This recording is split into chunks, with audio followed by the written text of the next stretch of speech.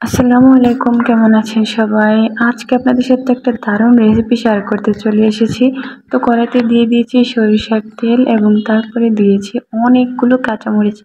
যথেষ্ট পরিমাণ ঝাল স্পাইসি করে আজকে এই রেসিপিটা বানাবো। তো ভালো করে নেড়ে চেড়ে মিশিয়ে নিচ্ছে কাঁচামরিচ। মিশিয়ে নেওয়ার পর ঢাকনা দিয়ে ঢেকে দেবো।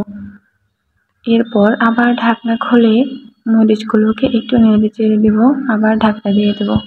আবার দিয়ে দেব কেটে রাখা পেঁয়াজ এবং রসুন। সবগুলো উপকরণ দিয়ে আবার ভালো করে মিশিয়ে নিচ্ছি নেড়ে চেড়ে। সবগুলো নেড়ে চেড়ে মিশিয়ে সিদ্ধ করে নিতে হবে। এরপর পাটায় নামিয়ে নিচ্ছি, কারণ এগুলোকে বাটতে হবে। তো বেঁচে যাওয়া তেলের মধ্যে আমি দিয়ে দিয়েছি চিংড়ি মাছের শুটকি। এগুলো আমি শুকিয়ে রেখেছিলাম, ছোট চিংড়ি মাছের শুটকি এখানে দিয়ে দিচ্ছি। এগুলোকে খুব ভালো করে নেড়ে চেড়ে ভেজে নিতে হবে।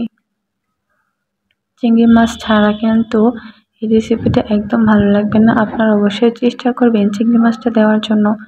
তো আমার চিংড়ি মাছটা হয়ে গিয়েছে।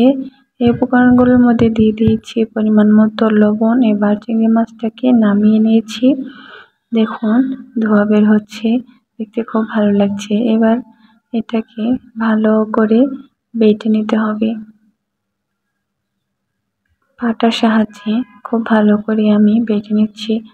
এদিকে চুলায় বসিয়ে দিয়েছি পটলের খোসা, হালকা একটু হলুদ, পরিমাণ মতো লবণ এবং পানি দিয়ে এগুলো সিদ্ধ হতে দিয়েছি।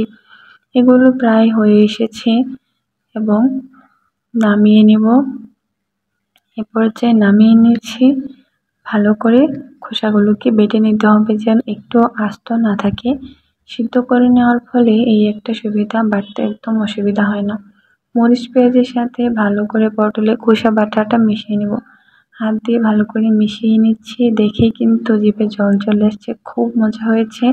তো আপনারা কিন্তু পটলের খোসা ফেলে না দিয়ে এইভাবে একটা রেসিপি করে খেতে পারেন, তাতে আপনাদেরও ভালো লাগবে এবং কোনো কিছু অপচয় হবে না। 1 খণ্ড লেবু নিয়েছি এবং 2টা কাঁচামরিচ নিয়েছি।